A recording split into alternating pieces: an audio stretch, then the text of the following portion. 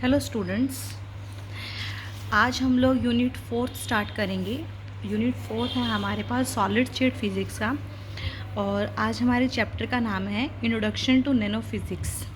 And I am your physics teacher Sandhya from GNC Sirsa from physics department. देखिए students, आज हम लोग स्टार्ट करते हैं 4th यूनिट।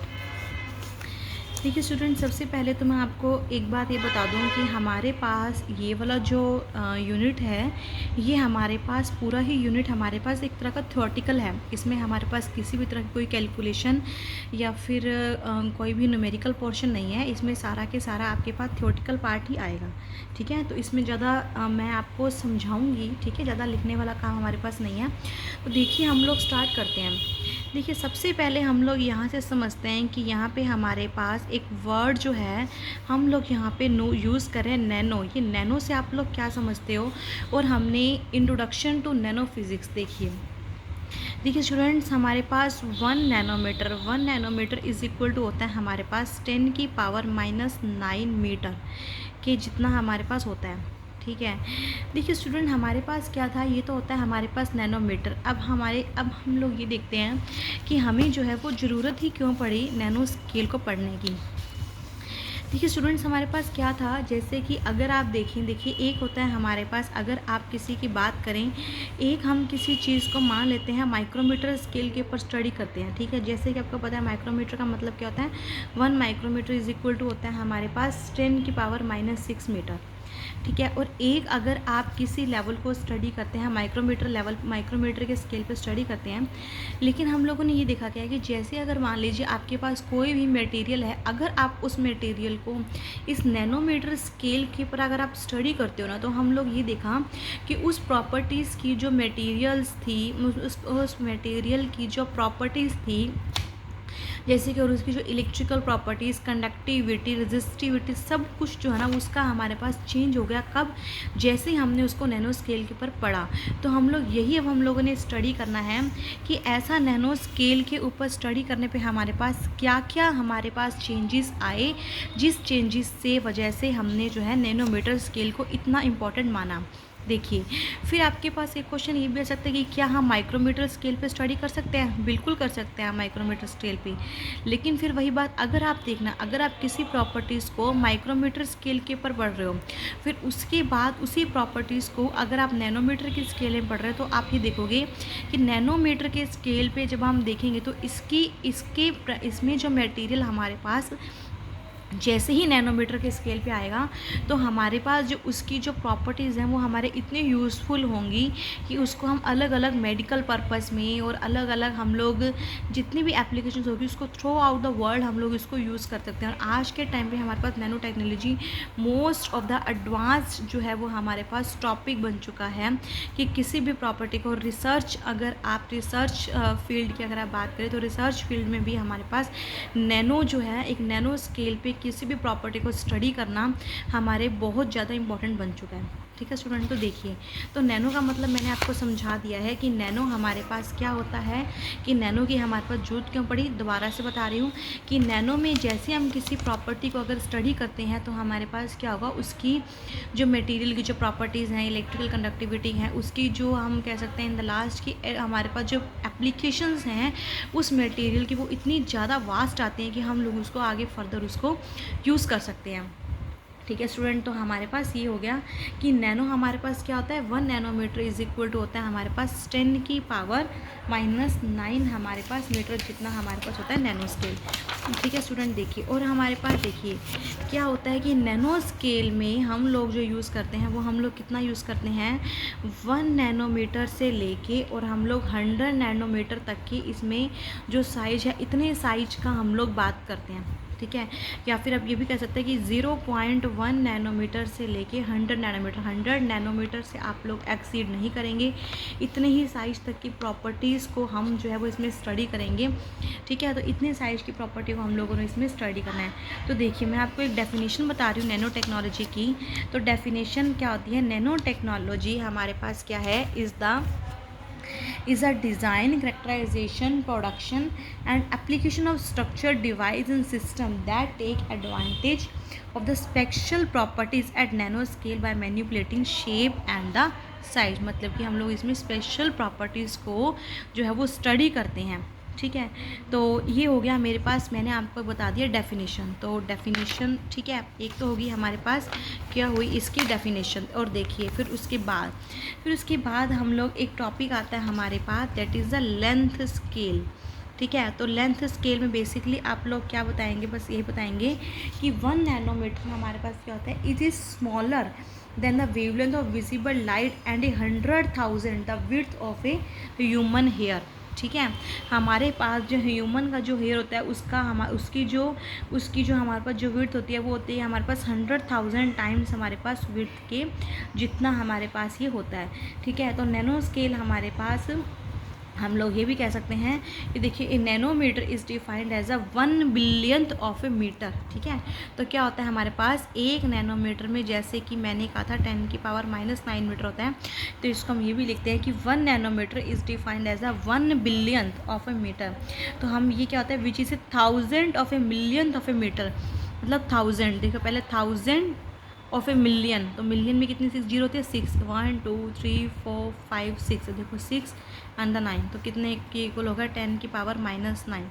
तो इसको हम लोग इस तरह पे लिखते हैं, क्या होता है it is a 1000 of a, it is a 1000 of a millionth of a metre, या फिर हम कह सकते हैं दैट इज़ अ 10⁻⁹ मीटर। ठीक है, तो देखिए हमारे पास कितना होता है कि अगर मैं इसकी बात करूं, देखिए अगर मेरे पास जो ह्यूमन का हेयर होता है, ह्यूमन का हेयर हमारे पास लगभग कितना होता है 80,000 नैनोमीटर वाइड होता है। मतलब देखिए इतना ज़्यादा हमारे पास जो हमारा जो हेयर होता है वो साइज उसका ही होता है। मतलब देखिए 80,000 नैनोमीटर के मतलब हो गया 10⁻⁹, मतलब कितना हो गया हमारे पास 8 × 10⁻³ इंटू में 10⁻⁹, मतलब हो गया 8 × 10⁻⁻6, मतलब 8 माइक्रोमीटर। ठीक है, देखिए इतना स्मॉल हमारे पास ह्यूमन का हेयर होता है। ठीक है, उसी तरह से देखिए अगर आप बात करें यहाँ पे एक रेड ब्लड सेल की, तो एक रेड ब्लड सेल हमारे पास जो होता है, एक रेड ब्लड सेल की अगर आप बात करें तो इसमें हमारे पास ये कितना होता है, ये हमारे पास 7000 नैनोमीटर जितना हमारे पास इसका साइज होता है। तो ये जो है मैंने आपको साइज जो है बता दिया। ठीक है, तो नैनोमीटर में अब देखिए, अब स्टूडेंट सबसे इम्पोर्टेंट हमारे पास बात ये है कि नैनोमीटर स्केल पे आके ऐसा क्या हो जाता है कि हमारे पास इसकी प्रॉपर्टीज़ जो है वो हमारे पास लार्ज हो जाती हैं। ठीक है, तो इसमें हम लोग जो है नेक्स्ट जो अब हम स्टडी करेंगे, देखिए हम यहाँ पे निकालते हैं फीचर ऑफ नैनो स्केल। ठीक है, देखिए स्टूडेंट क्या चीज़ ऐसा क्या हो जाता है नैनो स्केल पे कि ये हमारे लिए नैनो स्केल पे किसी भी प्रॉपर्टी को स्टडी करना इतना ज़्यादा इम्पोर्टेंट हो जाता है। देखिए सबसे पहली बात, फर्स्ट इंपॉर्टेंट बात हमारे पास इसमें आती है कि जैसे ही आप किसी मटेरियल को नैनो स्केल के ऊपर आप ले आएंगे तो हमारे पास क्या होगा, उसका एरिया जो होगा रिलेटिवली लार्गर हो जाएगा जो कि वो पहले स्केल पे था। देखिए कैसे, जैसे मान लीजिए आपके पास इतना एक मेरे पास कोई बॉटम है। ठीक है, इतना मेरे पास बॉटम है, अभी वो मेरे पास क्या था, अभी मेरे पास वो बॉटम पे और वो मैंने कोई बल्क में मटेरियल मैंने इतना रख दिया। ठीक है, ध्यान से समझना स्टूडेंट, जैसे मान लीजिए ये मेरे पास कोई बेस है, इस बेस के ऊपर मैंने क्या किया, इस बल्क मटेरियल को रख दिया। अब देखिए बेसिकली मेरे पास क्या हो रहा है कि बेस तो मेरे पास, नीचे वाला एरिया तो मेरे पास इतना ही है। ठीक है, अब मैंने क्या किया, इसी को मैंने एक नैनोमीटर स्केल के अंदर रिड्यूस कर दिया। मान लेते हैं नैनोमीटर स्केल के अंदर रिड्यूस के अंदर मेरे पास कुछ वो साइज जो वो उसका और स्मॉलर हो गया। ठीक है, ये मेरे पास था बल्क में और ये हो जाता है मेरे पास नैनोमीटर के स्केल में। जैसे ही कोई मटेरियल बल्क मीटर से नैनोमीटर स्केल में हो गया तो हम लोग कहते हैं ये वाला जो एरिया जो अब इसको जो बेस से जो कॉन्टैक्ट कर रहा है, अब ये रिलेटिवली लार्जर कॉन्टैक्ट में है। ये जो हमारे पास क्या है, रिलेटिविटी लार्जर हमारे पास कॉन्टैक्ट में है as comparison to bulk material. ठीक है, तो इसकी सबसे इम्पोर्टेंट हमारे पास क्या है कि हमारे पास, या फिर हम कह सकते हैं सरफेस टू एरिया रेशो जो होता है ये हमारे पास इसका हाई हो जाता है। ठीक है। मतलब पहले हमारे पास जो एरिया था हमारे पास बेस से, और अब जो हमारे पास एरिया है ये मेरे पास रिलेटिवली लार्जर हमारे पास कॉन्टैक्ट में आता है, तो लार्जर हो जाता है, सरफेस टू एरिया रेशियो हमारे पास लार्जर हो जाता है। उसके बाद देखिए सेकंड सबसे इम्पॉर्टेंट बात हमारे पास क्या आती है, फीचर्स ऑफ नैनो स्केल के बाद देखिए सेकंड इम्पॉर्टेंट हमारे पास जो बात आती है वो हमारे पास ये आती है कि इसमें हमारे पास एक क्वांटम जो होता है, क्वांटम लेवल पे हम इसमें स्टडी करना स्टार्ट कर देते हैं, ठीक है। क्योंकि देखो जैसे मैंने कहा था इसमें हम लोग कैसे स्टडी करते हैं, 1 नैनोमीटर से लेके 100 नैनोमीटर जितना हम लोग इसमें स्टडी कर सकते हैं। तो हमने क्या किया, पार्टिकल्स को हम और रिड्यूस करते जा रहे हैं, ठीक है। तो हम इसमें क्वांटम लेवल के ऊपर बात करते हैं। जैसे हम इसको क्वांटम लेवल के ऊपर बात करेंगे तो इसकी जो प्रॉपर्टीज़ जो होंगी हमारे पास क्या होंगी, वो काफ़ी वेरी करेंगी। तो दो हमारे पास इसके कारण होंगे, क्या होगा, एक तो सरफेस टू एरिया रेशियो हमारे पास इंक्रीज हो जाता है, और दूसरा हमारे पास जिसमें हम क्वांटम लेवल पे स्टडी करते हैं। देखिए स्टूडेंट क्वांटम आपने पढ़ रखी है, क्वांटम में बेसिकली हम लोग क्या करते हैं, क्वांटम में हम लोग क्या करते हैं बेसिकली, हमारा जो मतलब होता है कि हम लोग उसमें माइक्रोस्कोपिक लेवल पे स्टडी करते हैं। तो इसमें भी हम लोग क्या कर रहे हैं, इसमें हम लोग जो है वो नैनोमीटर लेवल पे स्टडी कर रहे हैं, मतलब बहुत ही स्मॉल अमाउंट्स ऑफ हमारे पास एटम्स होंगे, बहुत ही स्मॉल स्केल के ऊपर हम इसको स्टडी कर रहे हैं। तो इसीलिए हम इसको कहते हैं कि हम इसमें क्वांटम लेवल्स के ऊपर जो है इसकी हम लोग स्टडी को कर रहे हैं, ठीक है स्टूडेंट। तो देखिए इसके बाद हमारे पास एक तो हमारे पास इम्पॉर्टेंट चीज़ जो है हमारे पास ये आ गई कि फीचर ऑफ नैनो स्केल में हमारे पास क्या हो जाएगा कि एक तो आप लोग इसको स्टडी कर रहे हो किस वजह से कि सरफेस टू एरिया रेशियो हमारे पास लार्जर हो जाएगा, और क्वांटम इफ़ेक्ट्स जो है इसमें हमारे पास इंपॉर्टेंट हो जाएंगे। देखिए स्टूडेंट मैं आपको एक एग्जांपल देती हूँ, इम्पॉर्टेंस देती हूँ। देखिए नॉर्मली आपने जो है वो गोल्ड पार्टिकल्स देखे होंगे। गोल्ड पार्टिकल्स हमारे पास क्या होते हैं, नॉर्मली आप लोग देखते हैं वो येलो कलर के होते हैं, ठीक है। अब देखिए मैं आपको एग्जांपल देके समझा रही हूँ नैनो स्केल का।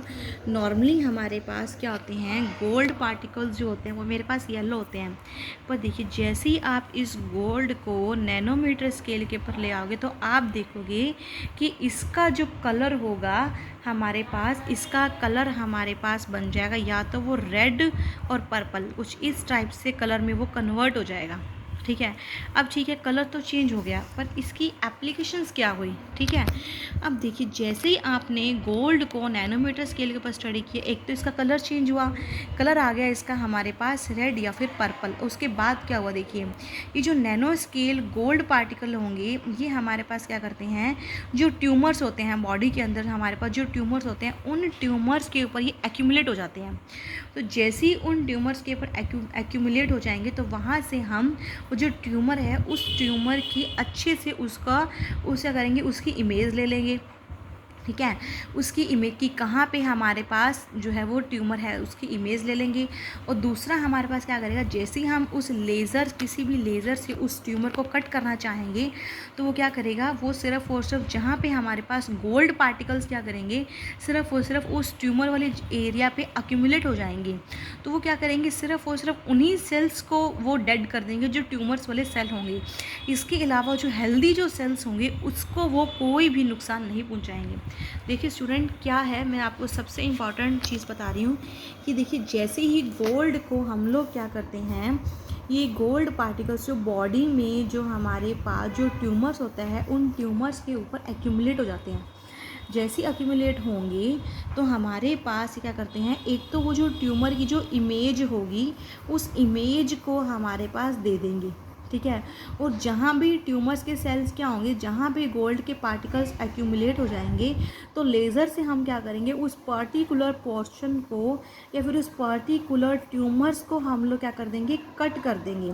और आसपास के हमारे पास जो हेल्दी सेल्स होंगे उनको हमें बचाना है, तो वो हेल्दी सेल्स जो है उनको जो है वो कोई भी नुकसान नहीं होगा। देखिए इसीलिए मैंने कहा था कि नैनो स्केल हमारे पास इसीलिए हमारे पास इम्पॉर्टेंट रोल प्ले करते हैं कि किसी, अभी तो जैसे मैंने आपको गोल्ड का एग्जांपल दिया है, उसी तरह से हमारे पास क्या होगा, अगर हम और भी मटेरियल्स की बात करेंगे तो आप देखेंगे इसकी बहुत सारी हमारे पास प्रॉपर्टीज़ आ जाती हैं जो कि हमें बहुत ही हमारे पास हेल्पफुल होती हैं इन द नैनो स्केल। ठीक है स्टूडेंट, तो ये मैंने आपको एक एग्जांपल दिया। अब देखिए, अब उसके बाद सबसे इम्पॉर्टेंट बात आती है कि हमने इसको बनाना क्या है, मतलब मैन्युफैक्चरिंग टेक्निक्स की अगर हम इसकी बात करें। ठीक है, अगर मैं इसकी बात करूं इसकी मैन्युफैक्चरिंग टेक्निक्स की, कि भाई हम लोगों ने इसको बनाना कैसे है। ठीक है, अब हमें ये तो पता लग गया कि हमारे पास जो है वो नैनो स्केल बहुत ही इम्पॉर्टेंट है, लेकिन अब हमें ये पता होना चाहिए कि हम किसी भी मटेरियल को नैनो स्केल पे बना के सकते हैं। देखिए स्टूडेंट, दो तरह की हमारे पास अप्रोच होती है। देखिए, एक तो होती है हमारे पास that is the top down approach.